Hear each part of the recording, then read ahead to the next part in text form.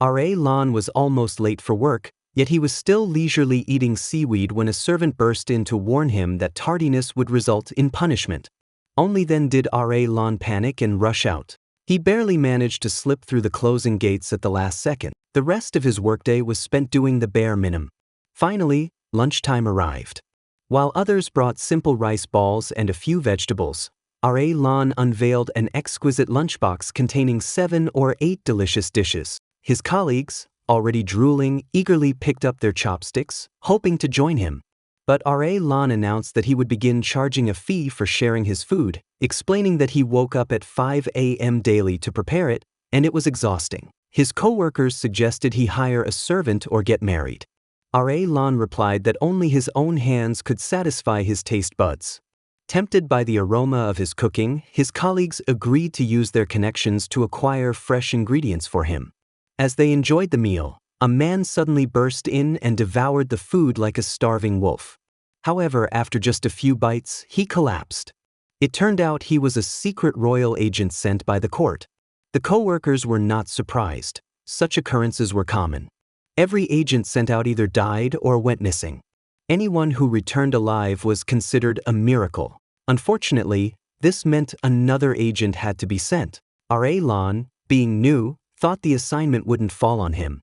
He was only interested in culinary research and had no intention of getting involved in such affairs. But that very night, a royal decree arrived assigning him as the next secret agent. He was to depart immediately. R.A. Lan was stunned. The official explained that everyone else who had been selected had conveniently become unavailable. R.A. Lan realized that his cunning colleagues had all prepared their escape plans in advance, leaving him with no choice but to accept. Ironically, R.A. Lan never wanted to pursue an official career. He was forced by his family to take the civil service exams and unexpectedly placed first. Now, he was being sent on a dangerous mission. He quietly swore that he would treat this trip as a culinary tour and avoid getting involved in local matters. After a slow and winding journey, R.A. Lan and his 2 attendants arrived at their destination. To conceal his identity, R.A. Lan switched clothes with one of his servants. The 3 of them then headed to the town's most famous pickle restaurant. But the owner wasn't home. Just as they were about to give up, a furious woman stormed in. The group followed her, but she ignored them completely, talking to herself while searching for someone. R.A. Lan finally called out to her. The woman turned to find a handsome man in front of her, but her expression quickly changed. Mistaking R.A. Lan for a beggar, she told him there was no food and walked off without another word. The 3 followed her, thinking she might lead them to the restaurant owner, only to stumble upon the body of a woman who had drowned in the river. In ancient times, it was nearly impossible for a woman to obtain a divorce. Kim Joy had been married for 3 years. Every day she woke early, went to bed late, earned money, and took care of her lazy husband and cruel mother-in-law. On top of that, she was constantly mistreated. When she finally tried to divorce, her mother-in-law claimed she treated Kim Joy like her own daughter, giving her the best of everything, and accused Kim Joy of being ungrateful. Each side presented a different story, and without witnesses or physical evidence, the local magistrate found it difficult to make a decision. Desperate, Kim Joy revealed that her husband was a gambler. Her mother-in-law immediately denied it. The magistrate asked if there were any witnesses. Kim Joy said there were. Some of the men present knew the truth, but when she turned to them, every man avoided her gaze, unwilling to testify. They were all in it together. The magistrate coldly warned her that unless she could produce a witness, her complaint would be considered false. She would then be punished with 80 lashes. And with that, the magistrate left. The men were all pleased, but the women looked dejected. The first lawsuit had ended in failure. That evening, Kim Joy went to visit her best friend, Bori, only to discover that the unmarried Bori was secretly sewing baby clothes. Enraged, Kim Joy hit her several times.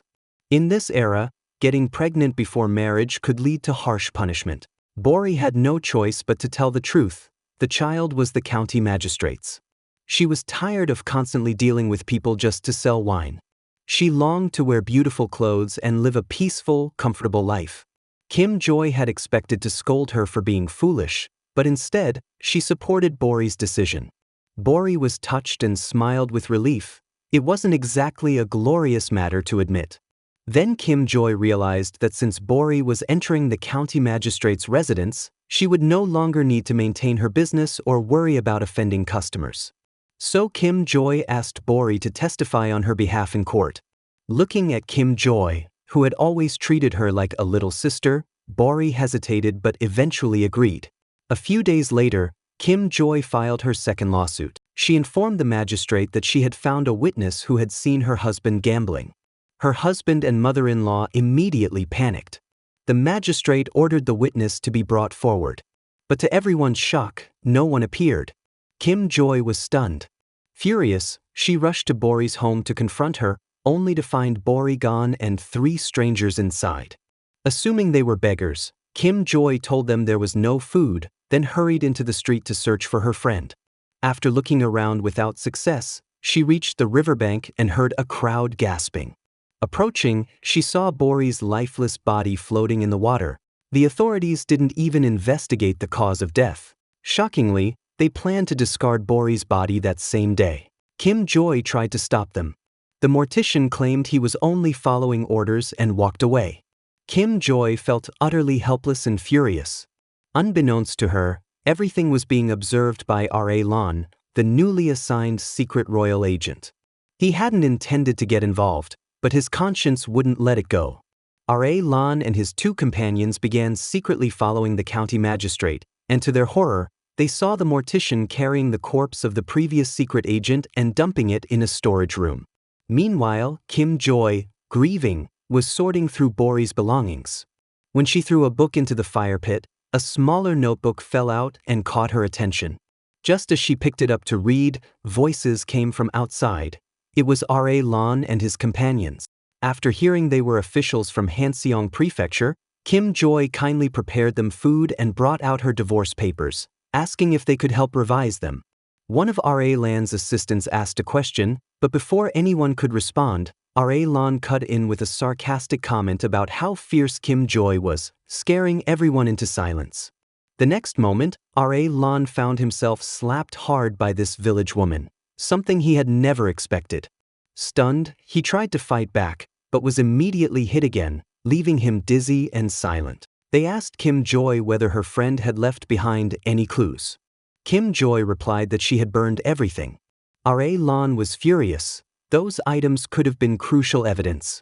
Outraged, he ordered everyone to leave. Kim Joy quickly followed up, asking what would happen to her divorce case. R.A. Lon took the document, said he'd revise it for her, and left. Later, back at home, Kim Joy looked through the fallen notebook. She couldn't read most of it, but noticed an official seal from the magistrate's office. She remembered Bori once telling her the unborn child belonged to the county magistrate. Cleverly, Kim Joy decided to test the magistrate. When she confronted him and hinted that she had the account book, he immediately panicked. Kim Joy seized the moment. She offered to hand over the book if he would grant her a divorce. With no other choice, the magistrate agreed. At the same time, R.A. Lon secretly snuck into the magistrate's office, intending to check on the corpse of the previous secret agent. There, he caught the mortician trying to destroy evidence. R.A. Lon had to reveal his identity to stop him. The next morning, the magistrate formally processed Kim Joy's divorce case. Both parties had already stamped their fingerprints. Just as the magistrate was about to stamp the final seal on the divorce document, the court doors suddenly burst open. To everyone's shock, a group of people rushed in, immediately taking control of the scene and restraining both the mortician and the magistrate. Then R.A. Lon entered, dressed in white and exuding a calm yet commanding presence.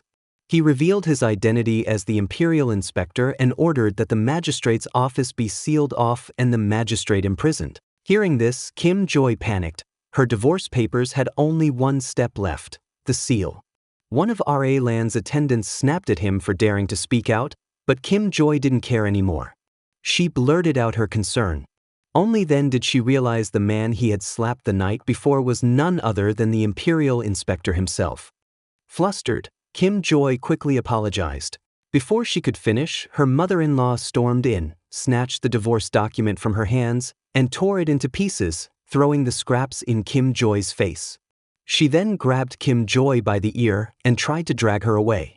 R.A. Lon immediately intervened, scolding the mother-in-law for daring to use violence inside a government office. He then approached Kim Joy and presented a new divorce certificate that he had personally rewritten. Right there and then, he approved the divorce and sealed it officially. As Kim Joy accepted the document, a sudden arrow flew through the air, striking the kneeling magistrate. Chaos erupted. R.A. Lon prepared to give chase, but Kim Joy ran after him, offering to help since she knew the area well. R.A. Lon pulled her onto the horse, the streets were crowded, and the assassin had disappeared. But sharp-eyed Kim Joy spotted a masked man moving suspiciously through the crowd. Before she could alert R.A. Lon, the man raised his bow and fired. Luckily, R.A. Lon reacted in time, blocking the arrow with a book, narrowly saving Kim Joy. As the assassin tried to flee, Kim Joy pointed toward a nearby wooden structure. R.A. Lon quickly drew his bow and shot. The wood collapsed, trapping the assassin, who was then captured alive. In that moment, Kim Joy looked at R.A. Lon with admiration in her eyes. R.A. Lon turned to her and said, "It's all thanks to you that we caught the assassin."